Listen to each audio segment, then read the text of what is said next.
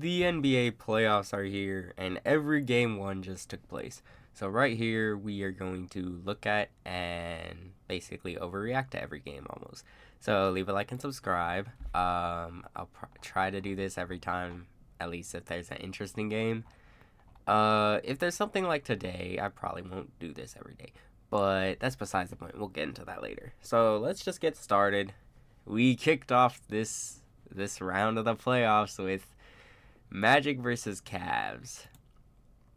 The Magic were completely fine leaving people open for three. So Cavs started off really strong, hitting all their 3-pointers basically. Magic defense picked up. I'm gonna keep it real with you. Like this game wasn't really that fun to watch. D Mitch played cool. Evan Mobley played better on the offensive side, I feel like. A weird thing, I feel like the Magic just thought Evan Mobley was like Ben Simmons or something. He's not. He's not Ben Simmons. He will back down Cole Anthony if you give him that post-up matchup. He He shot and made, I believe, like a 3 or 2 threes, something like that. Yeah, he went 2 for 4 from 3. He was wide open. They had to respect him after that. And if he can keep doing that, then that's great for the Cavs. I did. Paulo had a good game. If you ignore the turnovers, he had 9 turnovers. I thought it was 10, but he had 9. Obviously not good. But this was, let's see. Oh my God, wait. Without him, the team had 12 turnovers. Cavs had 17. Okay, Max Strus had 5, so I don't know. It was a sloppy game. Gary Harris doing his best Klay Thompson impression. Yeah, someone besides Paolo and Franz is gonna have to start scoring. It was not very pleasant to watch, and I didn't have too much fun watching. Okay, it was fine. I had fun because it's the playoffs, but it was semi-close throughout the whole time. Closer than some games, so it's all right. This game I was excited for. I had to watch the replay because I was busy as it was happening, but this game was. I believe it was pretty close until until like midway through the second, and then the third is the Anthony Edwards show. I believe he scored 18 points in the third quarter alone. Let me see if I can pull that up. Yeah, 8 for 11. Felt like he did not miss a shot, but apparently he did. Rudy Gobert made a fadeaway. I believe that's what this one shot was. And that kicked off a run. The lead was at like 5 points, and it ballooned up to like 20 by the end of the run. Now, if Rudy Gobert hit a fadeaway on my team, I would also start to feel like giving up, which the Suns apparently did. I feel like Devin Booker played bad, but of course they had, I think, who was it? Either Jaden McDaniels or Nickeil Alexander-Walker was on him. One of those two. They did a great job guarding Devin Booker. I thought they would have him guard KD, but they were kind of bold. They had Cat guard KD for, I feel like, a majority of this game, far longer than I would have been comfortable with. And you know what? He didn't do terrible. He didn't let KD go crazy like PJ Tucker does. Sometimes he kind of just he held his own, I guess. He's still coming back from injury.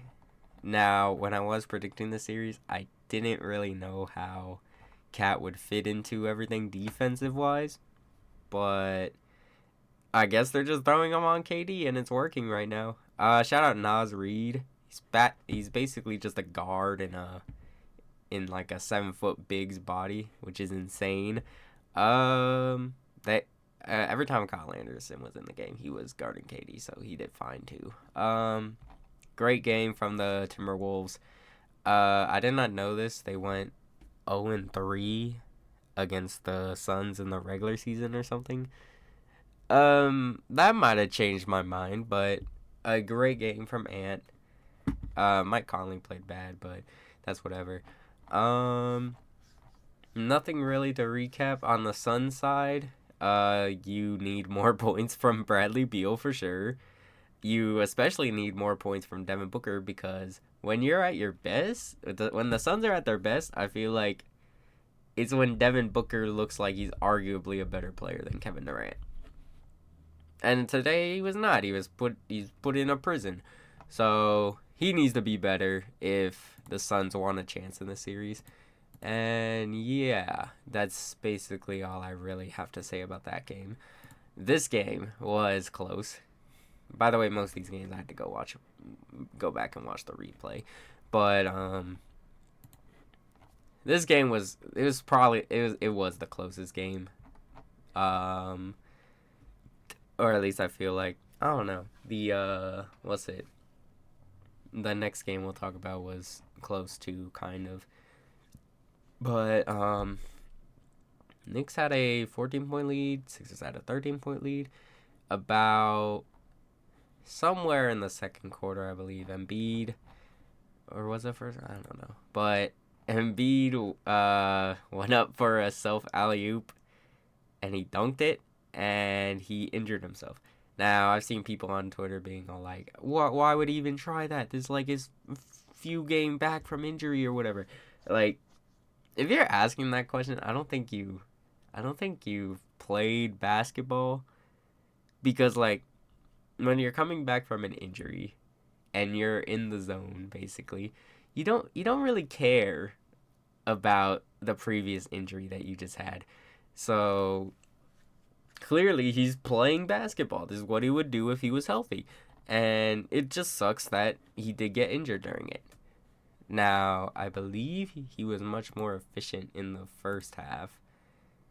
Let's see. 6 for 11 in the first half. I don't know. He felt really unguardable almost. It was weird. I don't know. It looked like that the Knicks didn't have an answer for him until he hurt himself. Then they kind of did have an answer for him. Maxey needs to be better. Well, actually, no. He played fine, I guess. I would have liked less shots to get 33 points, but hey, whatever. Maxey played fine. Tobias Harris, Jesus Christ. He missed a 3 so bad, I was genuinely contemplating how is he in the league. He had to close the game, I believe, and that's weird. I know Nick Nurse isn't crazy about him closing, but hey, whatever. On the Knicks side, it's pretty good for them considering Jalen Brunson played horrible. It felt like 30% from the field. Yeah, he played bad. Not a good day for Dante. It was Josh Hart was pretty good today. He had 22 points as well. Of course, Miles McBride. How could I forget? He also played pretty good. So this is a good game from the Knicks. I still have yet to decide if losing Julius Randle really helps them or not, because in the regular season he was there when they went on their crazy 20-2 record or something. But I don't know. I don't really know, but I really do hope Joel Embiid's healthy, because then the series, I think the Sixers can win the series if he's healthy for a majority of it. Let's see. If you couldn't tell, this video is probably gonna get long, but actually maybe not, because I won't have much to say about the next few games after this one. Let's see. So, Lakers lose their 9th straight game against the Nuggets. LeBron he was playing awesome in the first half, and then he started getting too passive in the second half. I don't like how this team falls apart. whenever he leaves the floor. AD played all right. He played good. I feel like he could have done more defensively, but he was good. Austin Reeves. Oh, that's better than what I thought it was. But let's just get the elephant out the room. D'Angelo Russell shooting 30%. That's not what you want. He's a very hot and cold player, but the issue with him is that when he's cold, he doesn't stop. He doesn't start playing like he's cold. And the Lakers were up 10 at one point, and then D'Lo wanted to try to get his, and that kind of just killed all momentum for them. Also Gabe Vincent, Jesus Christ, you're just doing cardio out there, buddy. Oh my God. Taurean Prince plays a lot. I'm not gonna lie to you guys. I have no idea why he does. I believe he was closing for them for some reason. I don't know. I just feel like he's not that good. I mean, fine, whatever. Also, Darvin Ham is kind of stupid, but that's a whole conversation for another day. Let's see. And what hurts even more is that this was Jamal Murray's probably worst game we've seen from him in the postseason since maybe the Suns series. And he shot 9 for 24, had 22 points. Not a good game from him. KCP played fine. Jokic was obviously the best player on the court. Also, the Lakers were just tending to leave Michael Porter Jr. open. They were blitzing Jamal Murray and just leaving him open for some reason whenever Jokic was on the bench. I don't know why they did that.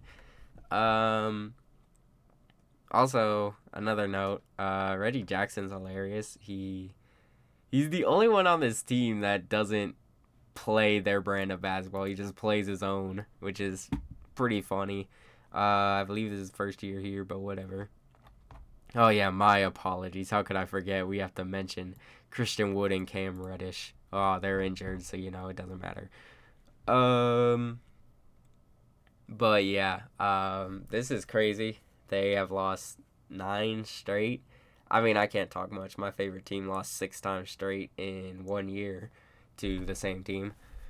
But yeah, Lakers really need to step it up. LeBron is going to need to play like he did in the first half throughout the whole game, which is hard because he's old, so that's probably not going to happen too much. D'Lo needs to step it up, or he needs to step it back, okay? You should not be shooting the ball more times than LeBron freaking James, okay? 7 turnovers is disgusting also. But yeah, that was the Denver game. All the first games from the first day, it was okay. I feel like it's better than this next day. Okay, here we have the Boston Massacre that occurred. Jesus Christ. You know what? I'll just show you the chart. Yeah, it was not close at all. Miami never had a lead. Never really even had a chance. It was somewhat close in the second quarter. And I might make a video topic on this later in the playoffs, but if the trend keeps up, but I feel like I don't think Tatum is really that important to this team. Now, my reason for thinking is every time I'm watching the Celtics when it's a big game and they're blowing out their opponent, the people that are going off, it's Kristaps, that's having a huge game, or it's Derek White. Most of the time Tatum's not even that good in the game and the team's just rolling.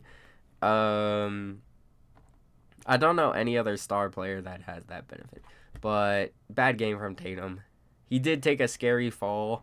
I don't think it was intentional by Caleb Martin. There's an angle of Drew Holiday pushing him into him, but also disgusting because the broadcast for the Celtics wanted to say that Eric Spoelstra told him to, and that is not okay.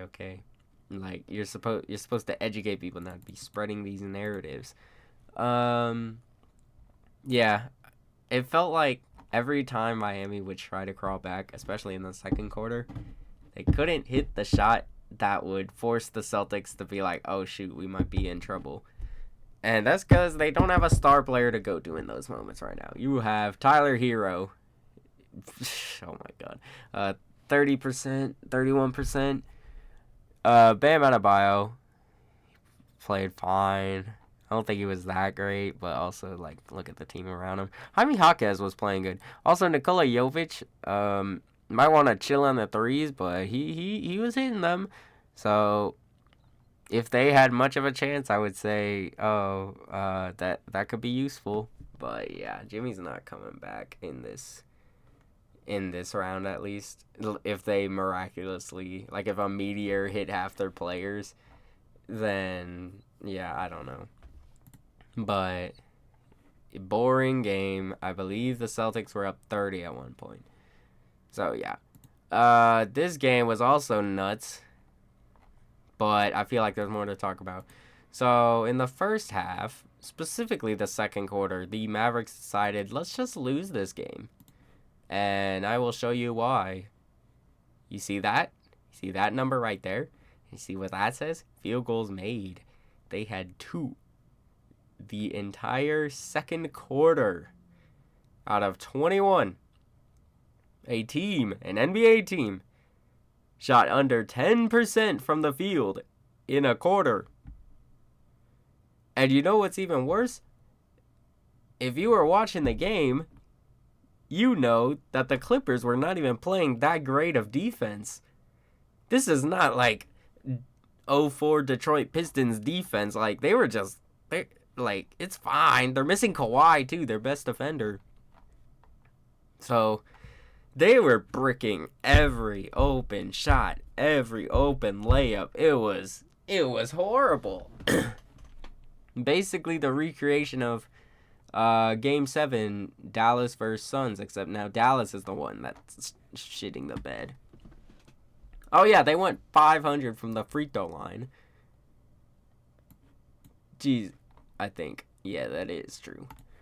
So, this team made a total of 6. They saw the ball go in the basket 6 times in a quarter, and 4 of those were free throws. You're not going to win a game if that happens. Okay? I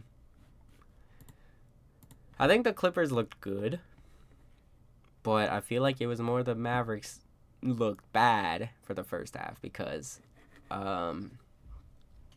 the rest of the game, Mavericks did a good job clawing back in, but too little too late. I'm not going to give Luka too much of a hard time. I mean, 42% is disgusting. Where did my sweet basketball Jesus go?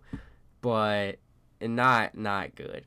Kyrie played good. I'll give him that. Kyrie played good. He had like 20 points in the second quarter, I believe. Actually, I could check that. I mean, the third quarter. Yeah, 20 points. So, yeah. Luka needs to be better. The Mavericks as a team need to hit layups and corner threes, specifically. But to talk about the Clippers, Paul George played bad. Shocker, I know. But James Harden, it seems like a trend with him where he's going to have the game of his life in Game 1. Because that's what he's been doing for the past 2 postseasons. Westbrook was great. Energy guy off the bench, obviously. Yeah, if you just look at the box score, like, no one really played that great for the Clippers. Oh yeah, Zubac had a pretty good game. This team could not get a defensive rebound to save their life. It felt like whenever they needed to. These guys could just get all the offensive rebounds they wanted. Let's see. They only got 10. What the heck? I don't know. It just felt more. But yeah. I hope the next game's interesting. So yeah, the series I was looking forward to, not a great start so far. Oh my god, this one. I don't remember what I predicted. I think I predicted the Bucks to win. If I didn't, my bad. But I did think in the back of my head, Damian Lillard would go crazy for at least one game. But Jesus Christ, he was phenomenal in the first half. Felt like he couldn't miss. Like, you know that stretch from like the fourth quarter to double overtime or whatever he had against the Nuggets? It just felt like that. He was hitting and one threes, just doing everything he can. Shout out Glorilla or whatever her name is. She saved my precious boy from Portland. I felt like that scene in Ratatouille where he gets a flashback to his childhood, seeing Dame cook like this. It's great to see. If you get this Damian Lillard for the series, then I don't think the Pacers really have a chance. And with Giannis coming back soon, this would have been the game for the Pacers to win. Also, people are saying like he scored 0 points in the second half, which, yeah, that's gross. But he was getting doubled basically every possession, and he only took like 5 shots, so it's fine. And others were creating too, so they wanted the others to make them pay, and they did. So in this scenario, if this happened, then the Pacers can't really do that, because now if you're doubling him, then you're just allowing Giannis to take over. So if Dame could keep it up, then I could see them making a finals run. I can see them giving Boston a challenge at least. Shout out Pascal Siakam. I really do think that he's the best player on his team right now. Maybe that's just because I haven't watched a lot of Pacer games recently. I don't know. But he certainly did. He certainly looked like it. And Tyrese Halliburton, you're on thin ice, buddy. You're on fraud watch right now, because, oh my God, dude, it has not been good for you lately. 9 points, 3 turnovers, 8 assists, 7 rebounds. Only shot the ball 7 times. Tyrese, like, this is his first playoff game, but like the play-in happened, he should be fine. He knows the intensity. I do think a big part of it is the change of coaches. Doc Rivers does have a good defense. I will give him that. So Tyrese probably wasn't expecting that defense. But still, 9 points in your first playoff game? There were points in this game I thought they were benching him for TJ McConnell, because he was such a non-factor that I didn't even know he was in the game. You do not want that from your star point guard, okay? I do think he'll bounce back. If he goes out sorry doing this the whole series, he might have to get his own video. But 9 points, like, all the other young guards had great playoff debuts. Jalen Brunson last year, great playoff debut. He was going crazy in the Heat series too. It's a great playoff debut. De'Aaron Fox dropped like 35 or 42 points or something crazy he was just going nuts against the Warriors. I will give you this, the Warriors defense was probably less, but also it just seemed like you weren't trying. And SGA, who we'll talk about after this, but SGA, he played pretty good today, so you need to step up to where we think you are with your peers, okay? Great defensive plan from the Bucks. I did remember in the third quarter, this is a Doc Rivers led team, so I was expecting them to choke, but they didn't. So shout out Bobby Portis and Chris Middleton. Best Chris Middleton game I've seen in a while. That's all I have to really say for that. It is game 1, by the way, guys, so don't overreact too much. This game was the best game of probably the whole weekend. It's the only real close one to the end. So we're gonna talk about this, then wrap up the video. But let's start with OKC. They looked timid, kind of, coming out, and then they kind of found their footing. I thought they were gonna blow it open in the fourth. They went up about 10 points, but I don't know. They just couldn't. They couldn't like close it out, like seal the deal, basically. Jesus. Josh Giddey, when he was on the court, he was bad. Let alone all the other stuff he's done, but he was bad. Chet Holmgren, not a good offensive showing. Felt like he was just chucking threes in the beginning. But on defensive end, he was pretty good. He had 5 blocks, one really clutch one, which would have allowed the Pelicans to take the lead, which later led Shea to hit the go-ahead shot. Jalen Williams, not very efficient. This guy, Lou Dort, oh my goodness. He had this man, Brandon Ingram, in a prison cell the entire game. Jesus Christ. Except for, like, the last possession where, like, Ingram got a layup or something. But his stay was not kind to him at Lou Dort's, what do they call it? The torture chamber? Which is hilarious. But, yeah. Dang, Bismack Biyomba's on the scene? Whatever. Lou Dort, stupendous defender, okay? Shea Gilgeous-Alexander, he's getting me kind of worried. He was almost put on fraud watch because he was playing fine until, like, midway through the third, he started playing terrible. 3 turnovers, and I kid you not, all 3 of these happened, like, in the last 5 minutes of the game. It was disgusting. Like, it was just bad. He did hit the go-ahead eventual game winner shot. They called it an and one. I still have yet to see an angle where it should have been an and one, but he hit the shot. Whatever. 45%, not great, but also everyone else was shooting bad, so you'll get a pass for it, I guess. Just don't do any of that closing stuff again, where you turn the ball over and keep chucking up threes, even though you know that's not your game. He does need to learn how to shoot, though, because I could see a team exploiting that in a playoff series. So, on New Orleans side, this sucks. You should have won this game, and you know you would have if you had your star player Zion. Zion would have helped free Brandon Ingram a lot. They probably would have ended up putting Dort on him, maybe, or Chet. I don't know, but it would have freed up options. Oh yeah, shout out Trey Murphy at big third quarter or fourth quarter, something like that. Big second half. Jonas, they benched him eventually because they wanted to run a more athletic lineup.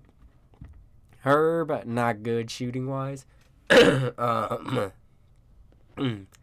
Nance Jr. Gave great production. Also, it felt like the Thunder kind of just survived.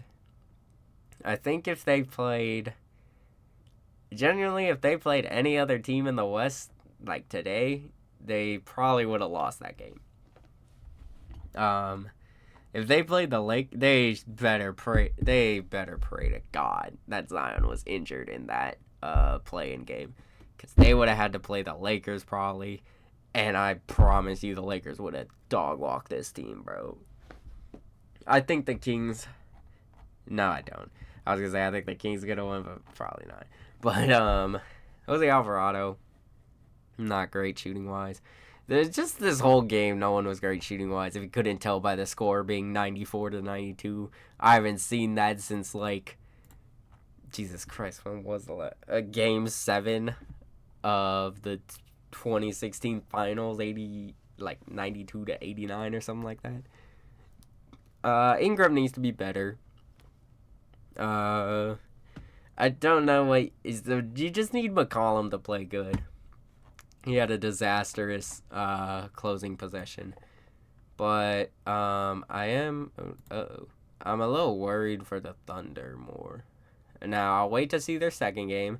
Jesus Christ, 20 rebounds! I didn't realize he had that many.